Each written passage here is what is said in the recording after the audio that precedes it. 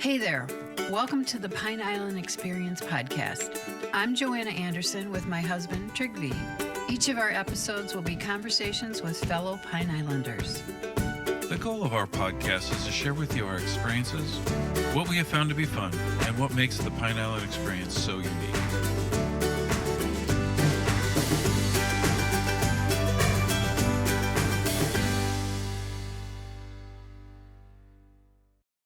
It's easy to, when you have a vision, to make it how you want it to be, not what listening to your customers and what you believe like they would enjoy.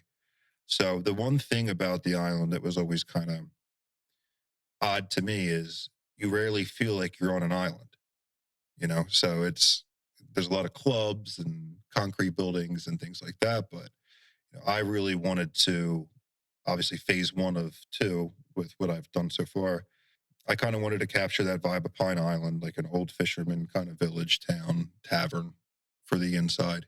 And then once I get to be able to do the outside, I'll be able to kind of take advantage of, the island vibe, a lot of landscape, trees, tiki huts, stuff like that. Yeah.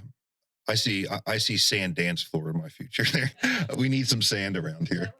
You were listening to Dennis Borcky, owner of Froggy's in St. James City. Dennis knew Froggy's was a great place thanks to the culture that Romana built. After the Ian disaster and by using his construction experience, Dennis turned it into an opportunity, redesigning and rebuilding Froggy's while maintaining the vibe of Pine Island. And now, here's Dennis. Well, thank you, Dennis, for joining us today on the podcast. We appreciate it. Thanks for taking time away from your busy schedule with Froggy's. Mm-hmm. Before we get into the restaurant, though, we want to talk about you. Okay. About your history, where you've been, where you've worked until you came to Pine Island. If you could kind of fill us in. Okay. So I was born and raised Philadelphia. There, I was a football player in high school. Pretty much, I had a couple scholarships already to go somewhere. Then I ended up breaking my neck. So yeah, I had a spinal fusion. Oh no. Yeah. After that, kind of ended the career a little bit. Was supposed to be paralyzed, but I actually have a abnormally large spinal column that actually protected the vertebrae. Oh. Yeah. Wow. Yeah. So then after that, I just kind of went to work. My dad had a piano moving company, so started working with him. And after I was working with him, started moonlighting in construction for myself. Started doing kitchens and baths, nights and weekends. And then I started flipping houses, started getting into real estate. That was cool. After that, I still have my real estate company up in Philadelphia, so I travel back and forth there. There I have 3 kids.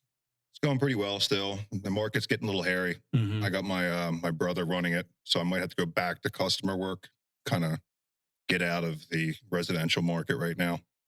And then I saw an opportunity, which was the Bokeelia Fishing Pier. I saw that was for sale. Well, actually, it wasn't for sale, but I put an offer in.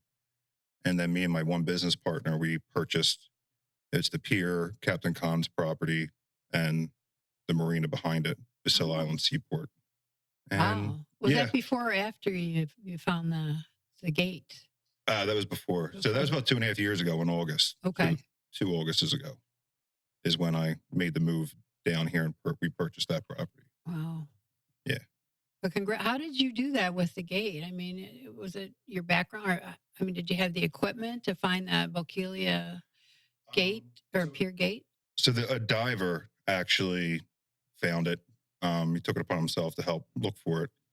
And me and my business partner, Bill, we built a raft. It was actually out of an old deck that we got out of KOA. So we chopped the deck. Yeah, we chopped the deck up off of a trailer and then threw it in the back of a truck in sections and put it back together on like big floats. You're resourceful. Yeah. And that's why you're good at flipping houses too, right? Because of your experience and resourcefulness. Yeah. Good at solving problems. Cool. Well, if we go too far, because I love football, what position did you play? Middle linebacker. Middle linebacker. Yeah. All right. Yeah. It'd be dangerous at any position, but particularly that one. Yeah. And the way they used to tell you to hit back then was to lead with your head and then bring your hand. So then wrap them up. Yeah.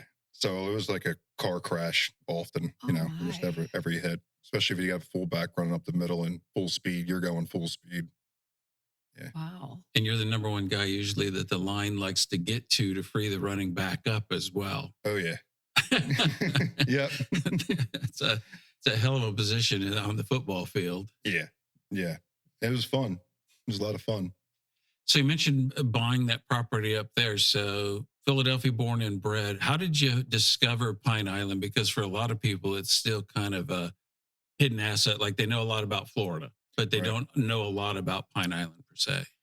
So honestly, I didn't know anything about Pine Island. So I was on my way driving down to the Keys with my business partner. I always knew I wanted to be in Florida. I know I favored the west coast of Florida. So we were calling a realtor, and he actually spoke to the realtor, and he asked him, he said, we're looking for a property that's on the water, preferably has a marina, a restaurant on it, and zone for mobile park. I looked at him. I was like, are you out of your damn mind? I was like, in Florida, and this is when the height of COVID, everyone's running down here. I said, you're crazy. Yeah. And so the realtor goes, well, I might have something. It's not on the market, but I know he was trying to sell it before. Mm-hmm. And he goes, and it's on an island. And I was like, you got to be shit. It's in all those pieces, and it's on an island. I said, okay. That was no short list of requirements, right? No. So we drove down here. We looked at one property in Tampa, then we made our way down to here.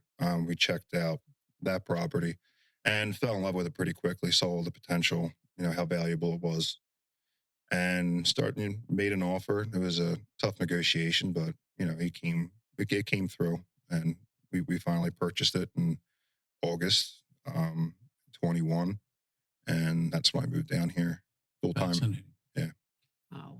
So the realtor really then led you to Pine Island, right? Yes. So now you own property on Pine Island. You saw the potential, etc.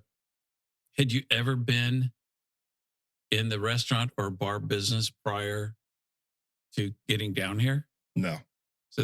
So this is and I don't know, I don't read the stats anymore, but restaurants kind of were number one small failing business. Now, granted, Froggy's is an island tradition. Yeah. So you weren't starting from scratch, but to go from piano moving to construction and flipping, and then to jump over to restaurant bar ownership. And take us kind of through the thought process there.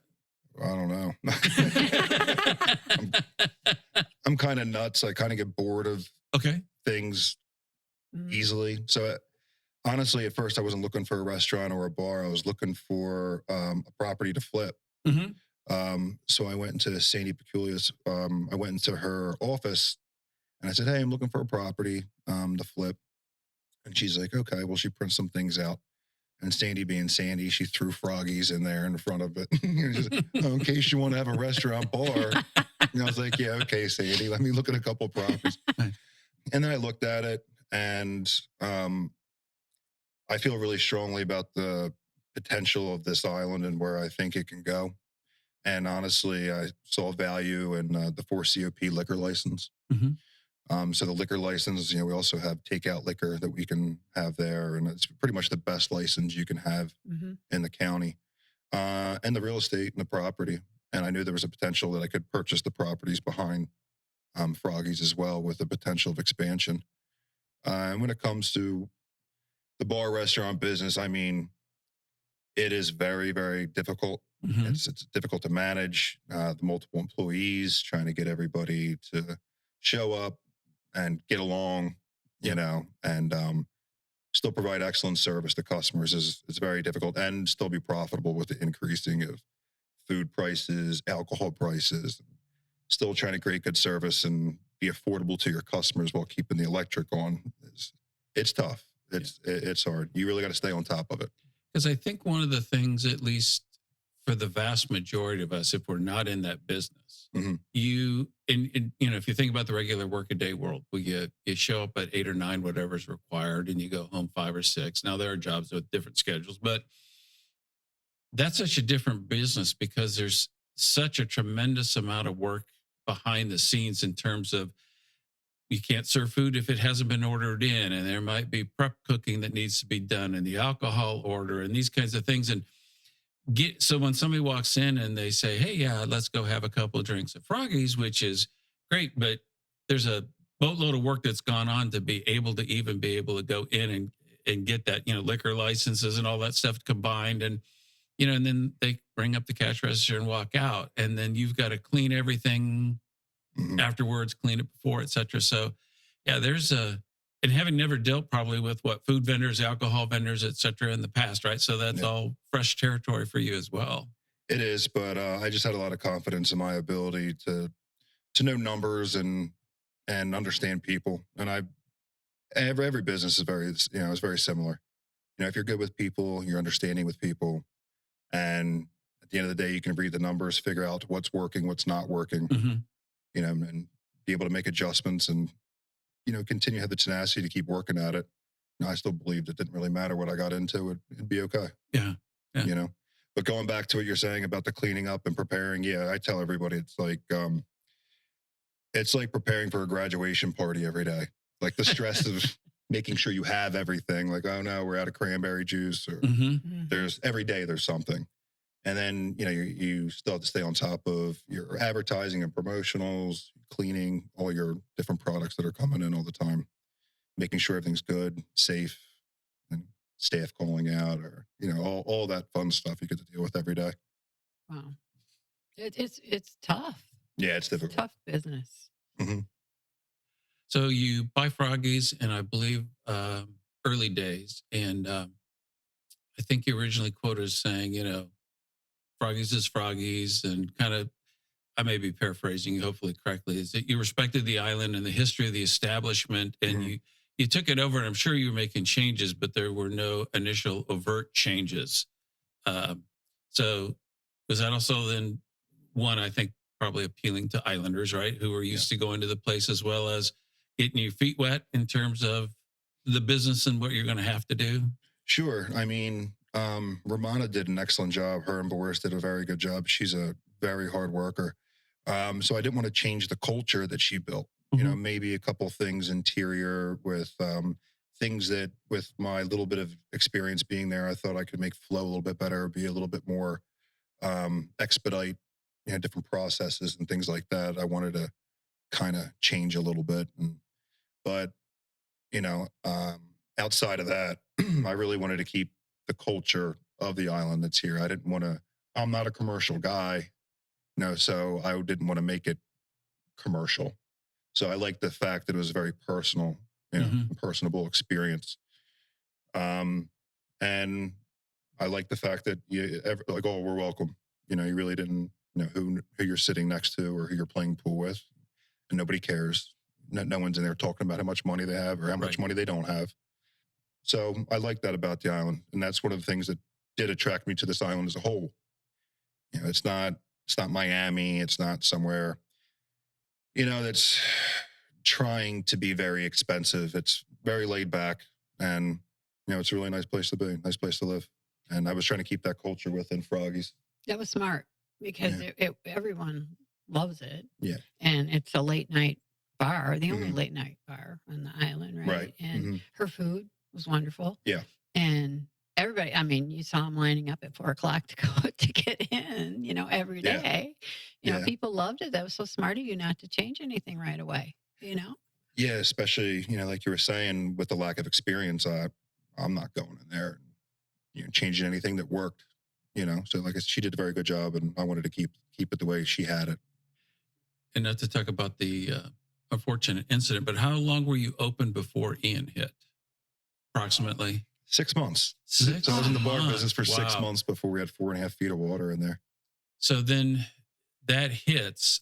Take us through a little bit about the remodeling process, or just bringing it back to life in terms of the effort that it took. And I know you've been quoted saying about how the employees came in and pitched in to help. I mean, that had to be, for only 6 months of ownership, I mean, that had to be a tremendous feeling for you. Yeah.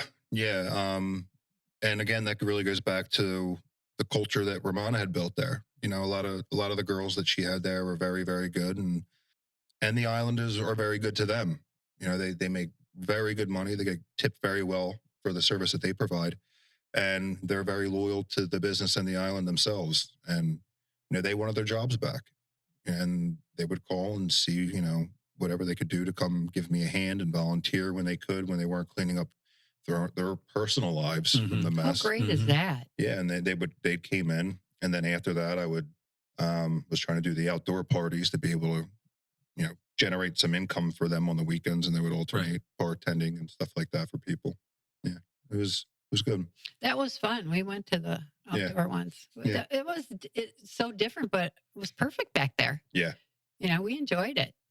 Yeah, and that's what kind of sparked the idea a little bit to really want to make that outside expansion too. Mm-hmm.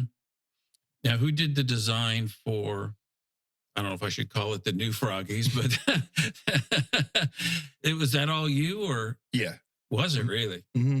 To each his own, but I got to say, it just is great in there now. I mean, I think you went, and you would know better than I, but it seemed like there was room for maybe 15 plus or minus at the bar. And now you've probably got 36 at least, with the reorientation. When you talk about the processes and stuff, it's lined up. So if people want to sit at the bar, they can, and you got plenty of tables. But you used to kind of walk in and you felt like you're always walking into something. Yeah. Or having to walk around something. And now, I don't know if flow is the right word. It's probably overused in design, but it just seems like it's very easy to get around in there now. No, yeah. No, that was important too.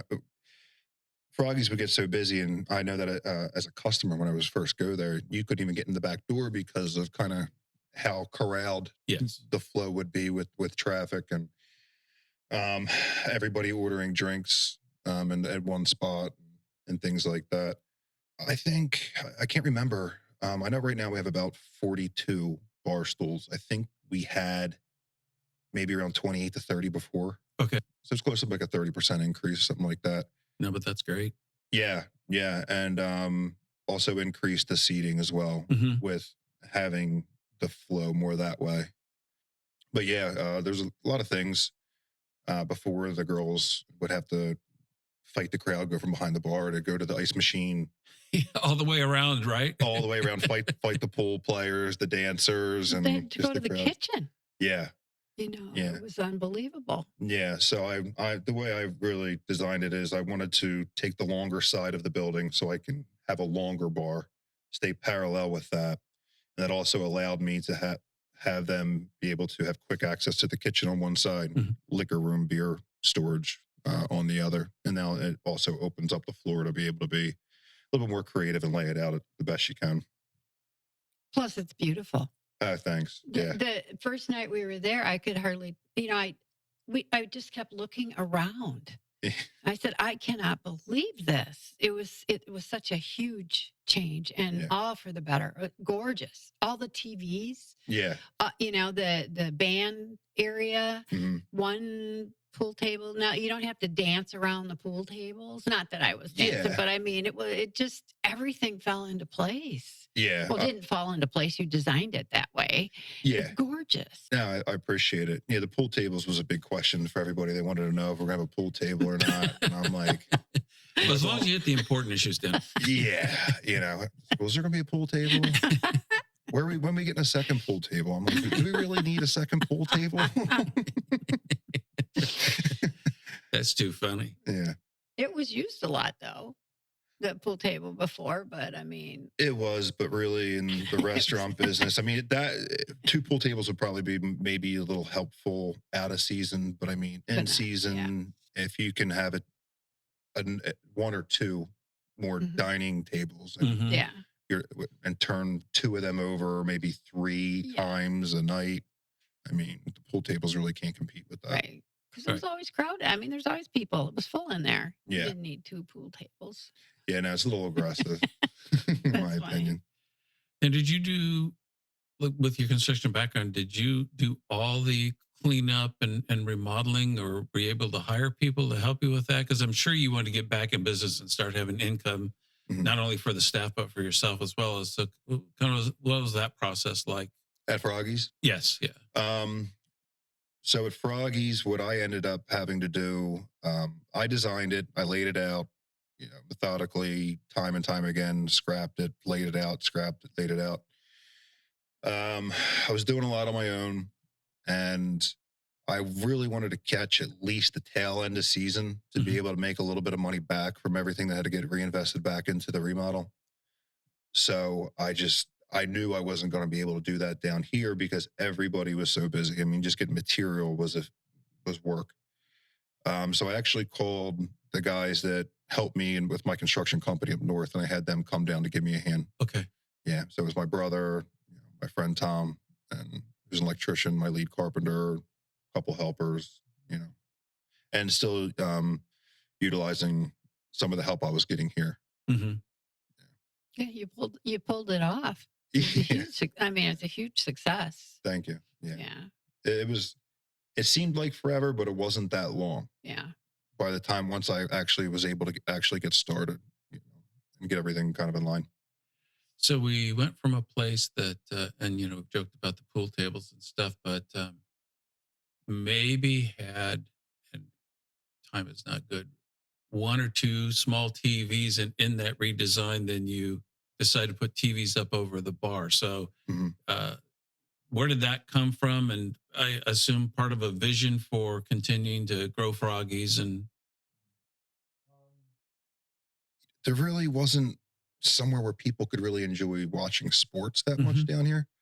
And I had a lot of backlash on that as well, where a lot of people said, "Oh, this is a fish and drinking island. Nobody really cares to watch sports." I'm like, I don't know about that. Yeah. You Who know? said that? Yeah.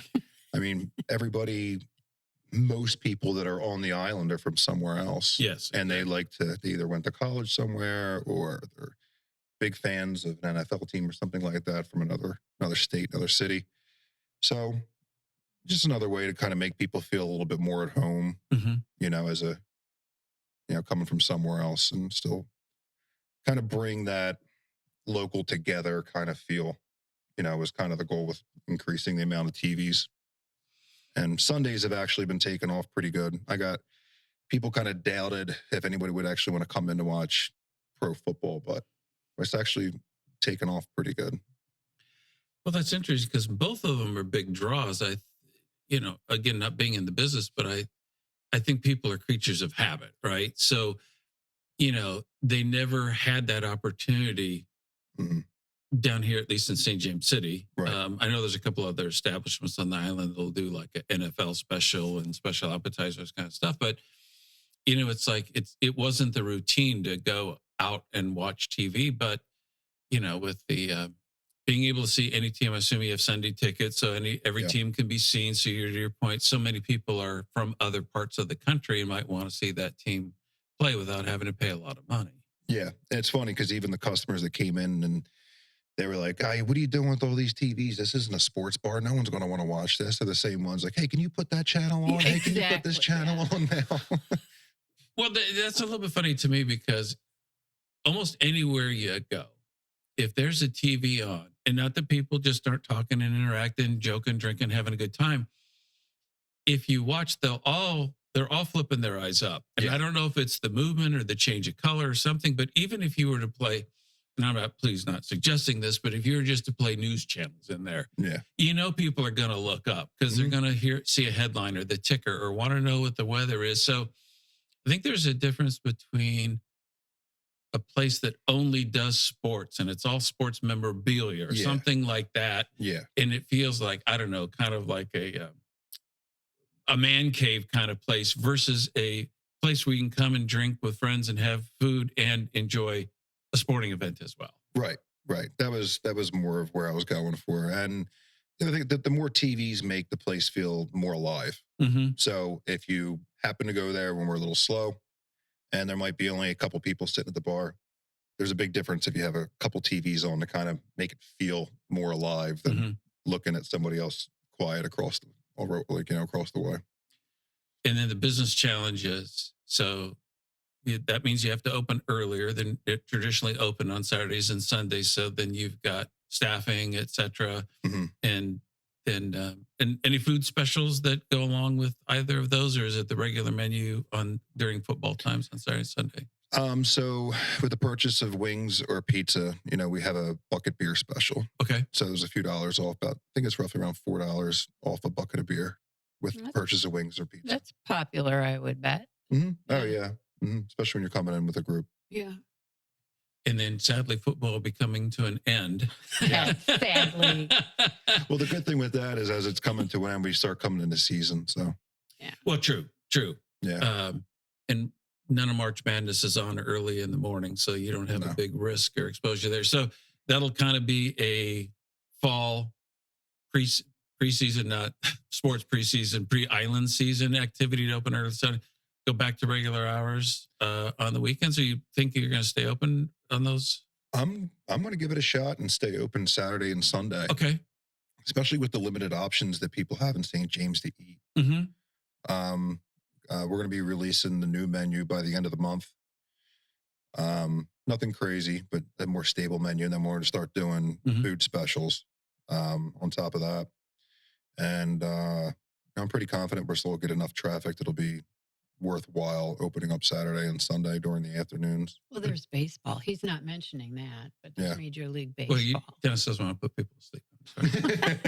I watched baseball at Froggy's. Yeah. It was good.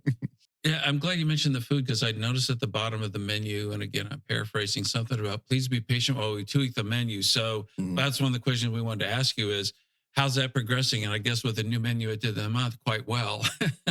Yeah, it's hard, because you want to balance to where you don't have such a large menu to where you need so much material because then you have the potential for more waste. Yeah. So it's tough juggling quality and the right amount of quantity and then teaching everybody how to plate it and cook it properly and making sure it's, you're going to make money at it. Well, yeah, minor detail, right? Yeah. So it's a little bit of a process. And again, I'm new to it a little bit. So it was the first time I had to do it. So it's more like I try it, go back, I look at the numbers, I crunch it. Well, can we make it cheaper? How's this going to work? And then try to track trends of the limited menu and what product sells more and, kind of run off of that a little bit and piggyback off that and see how much things should cost, based on that. What was fun was the food trucks before. Oh, yeah. You had the kitchen. You had some great food trucks out there. We enjoyed that. I was also thinking about when we were doing the food trucks, I was even thinking about shutting the kitchen down one day a week and just bring a food truck in. That was one of the biggest thoughts I had while we were doing the food trucks. Because kitchens they're tough, and even if I can give everybody a break, once a week and bring food trucks in, I might try that again. But again, now you're relying on other people. Yes. Again. So you're going to, once you do that, you have a food truck says, oh, well, sorry, I can't make it. That's not going to work if they can't make it, is it? It's probably one of the hardest parts of running a business is you can drive yourself and you can work all these hours and do all this stuff. Invariably, that success in almost any line of work then leads to needing employees. I remember she was a small business person years ago, and she went to this like an SBA kind of meeting and getting advice. I think it was like a free seminar and the guy stood up and said, try not to hire people. That's my number one takeaway for you from today. So and I'm not talking about the people you have today, but I mean, those thoughts have to come through your mind as just like the food truck is. It's not whether you think it's a good idea or not. Can I advertise that XYZ will be here on this day? Then they don't show up. What do I do? Yeah. Now I'm scrambling. Maybe I have to open up the kitchen. Can I get my people in who thought they had a day off? And all that juggling, I guess. Yeah. Yeah, it's difficult. Well, even with the construction company up north, I grew it to where I had 25 employees that solely worked for me, and then finding the work for them constantly, keep them employed constantly. All that was very, very, very difficult. So what I would do, well, actually, what became better for me was scaling back. So I scaled back to just 3 people, one carpenter, my brother who's more technical with HVAC and electric and things like that, and a helper, and then myself. So if I needed to be there, I could be there. And it was tight. And then I would just sub everything out. So if they were too busy, then I would call a solid subcontractor for flooring and solid paint contractor. It worked better. It worked a lot better. And you had like a contingency plan. If this happens, then I'll do this. Yeah, but it was when I scaled down, stress was a lot less and profitability was a lot higher. Oh, nice. Yeah, that's the one thing that is difficult, with the restaurant business. You do need all this staff, and you do get worried. Are you overstaffed at a certain time because you don't know what's going to happen, but you also don't want to be understaffed? Right. So do you have 2 waitresses on tonight because you anticipate it's going to be busy, or do you have 1 waitress on tonight, or do you have no waitress? And you never know. You don't know what it's going to bring, and so you got to make those decisions on the fly a lot. It's the same thing in the kitchen. You could be completely overstaffed with your restaurant. If you, in my opinion, if you keep service on the forefront, you can't go wrong. At least it'll be an investment. So it's worth it to pay 2 people to sit around and do nothing and give them something to do, but still provide excellent service to a customer who's going to want to come back. So that's invaluable in comparison, in my opinion. No, I can't remember. Did you have pizzas before, or is this new to Froggy's pizzas? That's new. Okay. Yeah. I just always when I got there, I kind of envisioned pizzas doing well. They got good profit margins. It's easy to do, and there's minimal waste. So that alone was worth experimenting and looking into alone. Who came up with the pickle and bacon pizza? I did.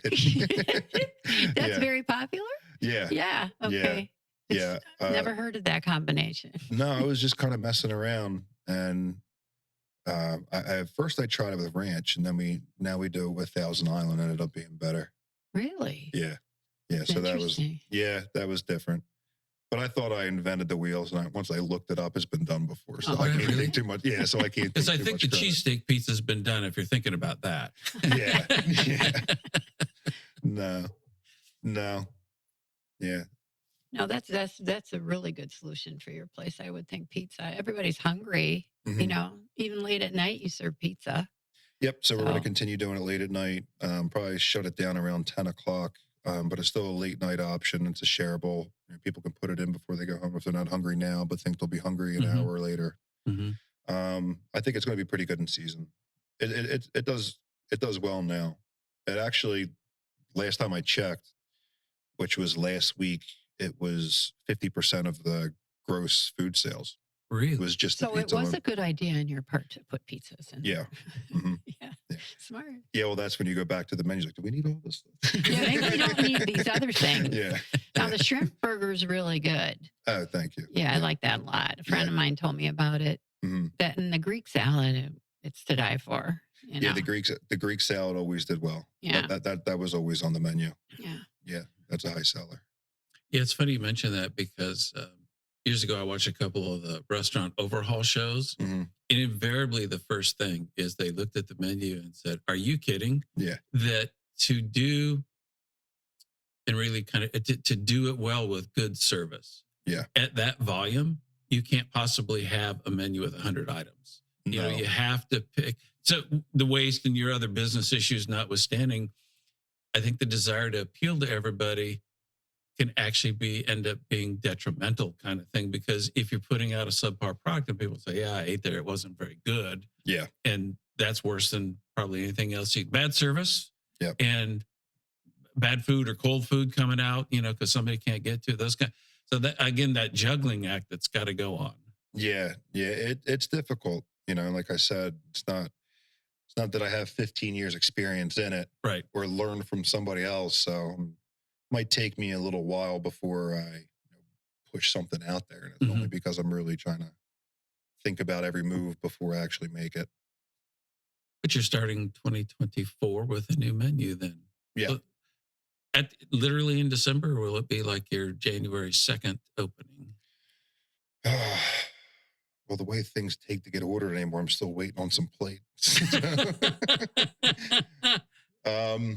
But it's pretty solid now. Okay. It's just I'm actually waiting for a couple things so I can do it once and show the staff how to plate, how to prepare, how it needs to look, how it needs to be measured, and all of that. So I'm hoping to get that done, I would say, by the end of this month. Okay, cool. Cool. All right. Yeah. It'll be good. Something to look forward to. Yeah. Well, we have to talk about entertainment. I was reading a Facebook post. A band had come to your place and hadn't been there before, and they just raved about it. And they're playing there. They just said it was a wonderful experience. And you have a lot of them booked. Yeah. So with the music, a lot of people that never been there before, they dig the vibe. They dig the vibe of Pine Island. They enjoy it here. They enjoy the bar, the vibe of the bar and everything. And people don't get too rowdy. It's just people that come out and have a good time. And it's a nice crowd. And well, musicians Pine Islanders like live music. Oh yeah. Yeah. It's a must. Yeah, you can't find it anywhere else. I mean, this is, we had friends visiting us and they said, we would be out every night. You have live music, every night. In season, we're going to have something pretty much every night. Yeah. Yep. Yeah. That's very unusual. I can see why people are happy. Yeah. A lot of places will have maybe like a one-man band every night. But like I said, in my opinion, even if I break even on certain things, typically I feel like it's worth the investment to build that reputation of no matter what, when you come to Froggy's, it's going to be a great time. I think that's going to go a lot further than if you put $100 or $200 more out of your pocket. I would pay that for advertising, so good customer experience is good. Yeah, it seems like you do something special almost every day, like one day of the week is ladies' night, etc. Talk a little bit about what you do each day in terms of, events or specials or entertainment. So Mondays in season, what we do on Mondays is we have Brother Love every other week. We just picked up another band, Southern Rush. Mm. They're going to be every other week. They're really good. They're country style band. Tuesdays, I tried trivia for a little bit. That was pretty good. But we're probably just going to go right to music with a one-man band. So we're going to start having music consistently on Tuesday nights with one person. Wednesdays is ladies' night, karaoke night with Sammy Joe. Sammy Joe was there before when Romana had the place, and we kept her on with karaoke. The only thing I changed is I just called it ladies' night. So it's happy hour specials all night for women on Wednesdays. Thursdays, we have the DJ. Fridays, live music. Saturday, live music. Sundays, we usually stick to mostly a duo. So still picked up a little bit. Still Sunday. It's still the weekend for people that want to come in a little bit earlier from 6 to 9. I think your customers are going to like consistency too. Yeah. If they know, it's on a schedule like that. Yep. They'll always know, well, let's go here on Tuesday because of this. Right. Yeah. Yeah. That's the goal. We talked about pizza being the most popular food choice, and I would guess by a mile at 50%. So in terms of drinks, do you know off the top of your head, like what drink goes out the most? Tito's. Tito's vodka, really? Tito's vodka. Tito's vodka is 50% of my liquor sales. Wow. All drink sales, beer and liquor. Tito's. Oh, including beer? Yeah. Wow. Yeah. I mean, it's a good vodka, don't get me wrong, but that's kind of crazy high, it seems. Yeah, and vodka is right underneath of that. Yeah. So it's called Tito's or Well. Yeah. That's interesting. Mm-hmm. Yeah, I wouldn't believe it either. I was actually having a conversation with my rep, and they said that Tito's is 50% of their sales. No kidding. All of their liquor. Yeah, which makes sense. Yeah. Is that the taste? It's Texas, right? Isn't it? Mm-hmm. Yeah. Texas? Yeah. I couldn't really tell you. I would have never guessed. Yeah. I mean, there's so many vodkas. Yeah. Yeah. Tito's is number one by a long, long mile. Good to know. And you have a full bar, which is really good because, a lot of places are just wine and beer. Yeah. So a full bar can serve whatever. Yeah. Yeah. To be honest, I don't know if I would even try to get into just food and beer. The margins are so razor thin. With my lack of experience, I wouldn't have even tried it. Right. Yeah. Now, I'm always fascinated by draft choices. I'm mostly a beer guy, but now did you pick those, or did you get help on the analysis of I assume there might be, or I'm guessing there might be regional trends on beers that people like. I mean, your Bud Lights are probably going to be in the play, Miller Lights, Coors Light, some of the more well known, but I know you've got Guinness and a couple other things. How did you get to the draft beer selection, or has that been trial and error? It was thought out at first, and then there's a little trial and error behind it. So you got to have your main players, which is going to be your Michelob Ultra. That's my highest selling beer by far. Oh, really? Okay. Michelob Ultra, you have to have your Bud Light, you have to have your Miller Lite, just to have a different option for that part of the country. Coors Light doesn't really fare that well on tap down here. Okay. They do okay in bottles, but after that Bud Light incident, a lot of that. Has that recovered, or is it still? It ticks down? back. It ticks back. People forget quick. So yeah, you have that, and then you want your Belgian beer, like your Shock Tops or your Blue Moons. So you want to have that option. Guinness, I like Guinness. I think when you go to a bar, I think you need a good stout, and Guinness is a staple. I'm a Guinness drinker, so. I was going to say, please don't get rid of the Guinness. No. Selfishly. No. When I think of a tavern or a bar, I just think you need Guinness on tap. It's a nice light beer. Most people don't realize it's just as light as Bud Light is. They think it's a heavy, dark beer, but it's not.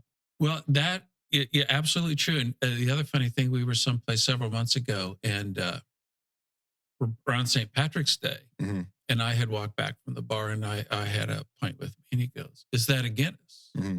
And I said, "Well, yes, it is." And he goes, "I can't drink that. It's way too bitter." And so I looked at him. I said, "You do know you're not supposed to drink the head, right?" And he's like, "What?" I said, "That's where the nitrogen and all the bitterness is. But to your point, it's not that heavy. Yeah. And I don't know if creamy is a good word for a beer, but it's smooth. It's a very smooth taste underneath that. So that was, but you're right. If you're going to have a stout, it's probably the number one stout in the world. Yeah, by far. And most people don't know that it's not light in just calories and carbs, but it's also, it's light because it's infused with nitrogen. So nitrogen bubbles are smaller than, carbon, so you can actually, it's a lot less filling than if you were to even drink a Bud Light or any other light beer. If I'm drinking beer, I like draft. As a bar owner, that's probably a good thing too, right? Yeah. Draft's a little bit better margin, I assume, than the others.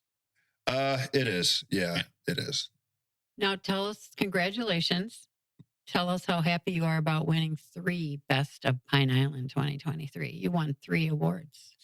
Yeah, no, that was really good. I was very happy. Best bar, right? Yeah, best bar. Best bartender. Yep, and happy hour. Yeah, I'm highly critical of myself, so I don't ever really know where I stand. So it's good to receive a reward every once in a while. And I think Leisha, we knew her. She's one of the first people we met when we came to the island. She's excellent. So I'm not surprised she won that. She's probably run it multiple times too. She's so good. Yeah, she wins it almost every year. Yeah. Yeah. She's for good reason. She's excellent. Like I say, the best employees that you could ever have are the ones that actually have a sense of pride. So Leisha doesn't work for just her pocket or the bar. She works for her sense of pride. She wants to make sure that she's providing excellent service. And she does that for her, and the bar. But like I said, I always say that your best employees are the ones that it doesn't matter if you ask them to clean a toilet, it's going to be the cleanest toilet that you've ever seen in their minds. And that's Leisha when it comes behind the bar. So without not releasing anything that you don't want to discuss, other plans that you have in place for Froggy's? You mentioned potentially some outside expansion and so forth. Other things, I'm sure you'll keep evolving, right? I mean, that's the way you stay in business and make money and remain successful. But any short-term so we got a new menu end of month, et cetera. Any other kinds of things you're looking at in terms of what we can expect at Froggy's? Hopefully I can get a development order and start construction before 2025. I'm in the early stages of engineering right now and concepts with what I can do with the outdoor. And again, I don't want to overbuild Correct. Yeah. and go too crazy, because then that'll backfire as well. So that's another thing where you're dealing with engineers seeing what you can do and then maybe doing the math and figuring out the correct scale. But my plans for that is to have a really nice place to could potentially be a venue. Nice big stage outside. Nothing huge, you know, like I said, but somewhere where we can take advantage of some of the lunch hours, some of the early, you know, where people can actually bring their kids, their grandkids, something like that. That's a little more family friendly outside, where they can, because parents like, you know, they like it too. If they can maybe come from even Cape Coral, something like that, come to a venue because they know it's family friendly. Their kids can go dance and sing, you know, and play while they have a couple drinks and lunch and they're entertained. You know, that's something that I always thought would be good. Again, I don't know if that would be the demographic that it drew, but sometimes you kind of just have a vision for something and then you build it and you let the people dictate how they're going to use it. And then once you find how they're going to use it, then you start moving with them, you know. Can they access it to the canal? Yeah. With your new vision or whatever, you know? Yep. So that's a plus right there. You can be on the water and people can come by boat. Yep. So we'll be able to have people come by boat if they have access to the canal. Parking is going to double. So with those lots, and we're going to have a lot more parking for everybody, and an outdoor bar. So we'll have a nice outdoor, maybe tiki hut kind of style bar looking out on the canal with a nice outdoor stage, some comfortable seating, you know, where people can kind of come hang out. Very nice. Now we've kind of touched on it. Just take us through well, everybody knows where it is, so I think we can skip the address part, but confirm the hours. It's normally 4 to 12. Is that correct? And so it's 4 to 12, except for Saturday and Sunday. Saturday and Sunday is 12 to 12. 12 to 12. Okay. And as far as knowing what's going on, would you say the Facebook page is the best place, or things to do on Pine Island probably have the music? Yeah. So I advertise with Kevin Russell with things to do on Pine Island. So, and he goes and he puts a nice little thing together, and I typically just repost it onto my Froggy's Facebook page if they see it there first. Okay. And that's definitely the easiest way. And as other bands advertise, we usually post ourselves or repost what's going on for the week. Is there anything that we haven't discussed that maybe you wanted to talk about today? No, I don't think so. Okay. So we covered it all? I think so. Well, it's been amazing. I mean, it was very interesting to hear what you've done and how you brought it forward here with your build experience. Thank goodness for that experience that you had. Not that you won a hurricane, but look what you did with it. You turned it around, you know? Yeah. You made it better. Thank you. It's gorgeous. I appreciate it. I hope everyone feels that way. Yeah. They do. Good. Yeah, it's easy to, when you have a vision, to make it how you want it to be, not what listening to your customers and what you believe like they would enjoy. So the one thing about the island that was always kind of odd to me is you rarely feel like you're on an island, you know? So there's a lot of clubs and concrete buildings and things like that. But you know, I really wanted to, obviously phase 1 of 2 with what I've done so far, I kind of wanted to capture that vibe of Pine Island, like an old fisherman kind of village, town, tavern for the inside. And then once I get to be able to do the outside, I'll be able to kind of take advantage of, you know, the island vibe. You know, a lot of landscape, trees, tiki huts, stuff like that. Yeah. Nice boats. Yeah. I see sand dance floor in my future. We need some sand around here. That would be nice. Cool. Well, thanks, Dennis. It's been great. You're welcome. Thank you. Thanks for having me. We hope you enjoyed our Pine Island Experience podcast. If you have any ideas for us, people to interview, or any comments, please feel free to email them to us at pineislandexperience@gmail.com. That's pineislandexperience, all one word, @gmail.com. Don't forget to like us, and you may subscribe to this podcast using all the major catchers like Apple iTunes, Google Podcasts, and Spotify. Thanks again for listening. And remember, island life is a constant vacation. We'll see you on the next podcast.